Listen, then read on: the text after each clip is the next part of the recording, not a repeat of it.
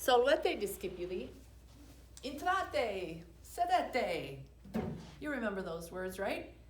Entrate, enter, and sit down and join us today for Chapter 11. Today's lesson is Chapter 11, so find your notes. Hopefully you still have your notes, Chapter 11 notes. And let's go through these and see what new words we're going to come across in Chapter 11. Edificium is a building. We get the word edify from that word. Take the A off the first of that word and look at the root word in that. It's edify. And to edify, of course, means to build up, to instruct or improve.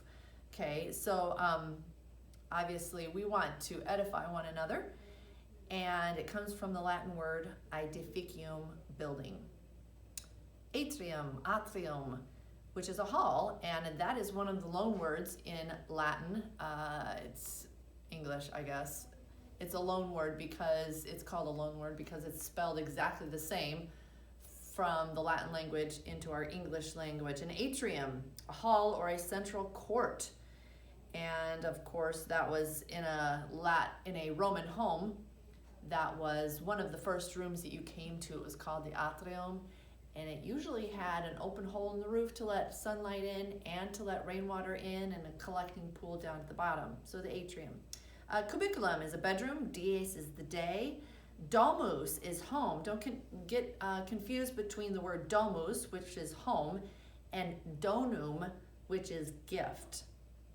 All right, from the word domus, we get the word domicile. Have you ever heard of that word? It's a good word. It's just a word for home. Your domicile, that's where you are these days, aren't you? And donum is the word for present or gift, from which we get the word donate, donation. Epistula is the letter. Euenis is a young man. Navis is ship, not a sailor. Nomen is a name. Porta, gate. Portus, harbor. Here's a new word for this chapter, Principia. Principia. You recognize that root word, right? Yes, principal. Both words, principal. Headquarters. Silva is woods. Tempesta, storm. Terra, ground. Vita, life. From which we get the word vital, vitality. There are some adjectives, new adjectives in our list. Look at them, they're in bold. Ignavus is lazy. Invitus, unwilling. And vivus, alive or lively. Okay, notice that's the same root in the vita, which is life. Look at the adverb list. There's 3 words that have the word day in them. Do you see them? They are quotidie, hodie, and postridie. Of course, the dies, D-I-E-S, dies is day, and that is the root in those 3 words. Quotidie, every day, hodie, today, and postridie, the next day. Look up at the verbs. Do you remember what the ending on a Latin verb tells you? What does the ending on a Latin verb tell you? Can I hear everyone chanting it? I hope so. Yes, a word that shows action is what a verb is, but the ending on a Latin verb tells you who is doing the action. Do you remember the rule about nouns and adjectives in Latin? You remember, right? They must agree. They must agree in 2 ways. The 2 ways are what? Number and gender. Yes. All right, so this verb list. Look at the first word there. It is a new word that we've never used before. It's cessant, and that means to stop. They stop. And the root word, the derivative we get from that word is cease, of course, which means to stop. So that should be easy to remember. Discit is he learns. Same root word as in discipuli for student. Hopefully you're still learning right now.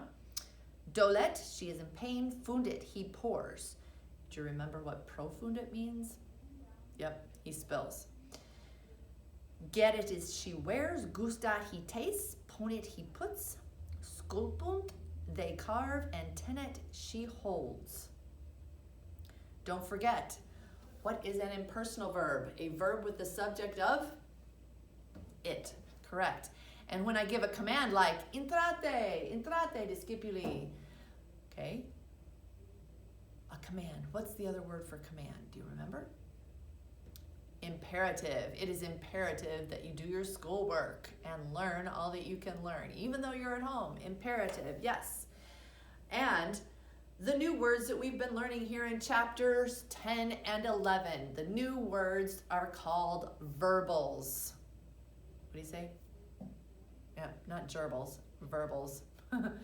Verbals are simply verbs that are acting like another part of speech. They're tired of showing action, so they want to do something else. Verbals, a verb that acts like another part of speech. And there are 3 of them. I wrote them on the board last week. Verbals, there are 3 kinds: gerunds, participles, and infinitives. A gerund is a verb that has the ending of ing and acts like a noun. A participle, right here it tells you in your notes, a verb that acts like an adjective. An infinitive, what is an infinitive? How do you recognize it? It's easy to recognize.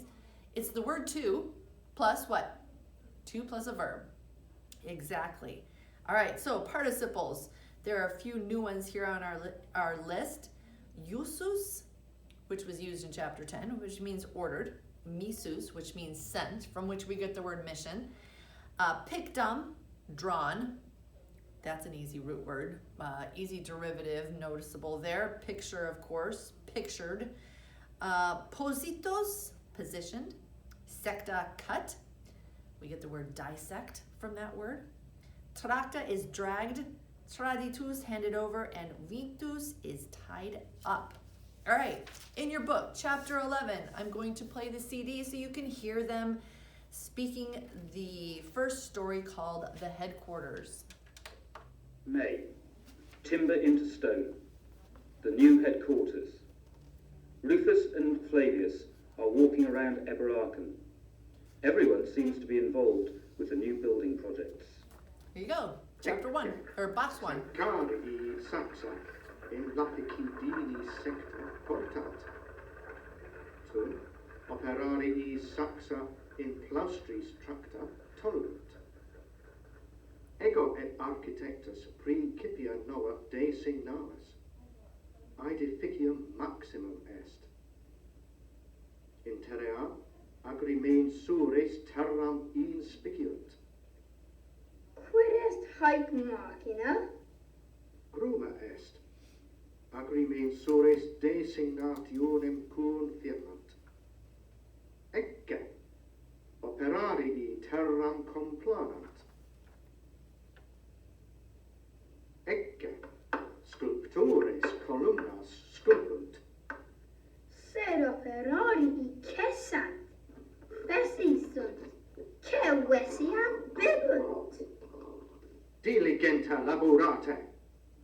Operari a Flavio Iussi in viti laborare incipiunt. All right, that was the first story. Disclaimer right here. Obviously, these are not books that were written by Hammond Baptist Grade School. This is a Cambridge curriculum.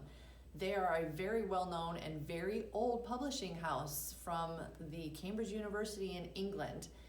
And they're talking about these Romans who we don't agree with them for many reasons, the most of which they had many gods. They did not believe in the Jehovah God, and they had many gods. But here in chapter 11, the workmen are taking a break and drinking beer. Yep, box 8. So, disclaimer, obviously, we don't agree with that. But these Romans, like I said, we don't agree with them in many ways. And they're just helping us learn our Latin. So, your instructions for today are to translate the 10 boxes. Now, remember, don't get squishy and lazy and let your mind get to be mush, okay? That's what I mean by squishy. Yep. Make yourself translate and figure those things out, okay? Use it like a challenge to yourself. Don't want to just get by with things. Motivate yourself to get it done. You may either write it down, which is great, or you may just work it out orally and tell one of your siblings about it and tell them the story and translate, or translate it and explain it to one of your parents. But that's today's lesson, is to listen to chapter 11 and to translate it. I'd also like for you to read through the Roman report and the Latin roots section there on page 79. All right, before I leave you, I'm going to help you with box 1. Now, if you'll notice, many of the times that they use participles in these two, chapter 10 and chapter 11, they are set off by a comma. So, box 1, it says eke. You remember what that word is? That's look. Sakari is in the words to help. Those are the dockers, the workmen that are working with these stones. So the dockers are carrying, portant, last word in the sentence, they're carrying the stones, that's the saxa, which is plural, and it's a direct object, so that's why the different ending. So the dockers are carrying the stones that were cut, secta, cut in the quarry. All right, so there you go. A little help with box 1. You do the rest, and that'll be a good Latin lesson for today. Wale, and hope you have a great day.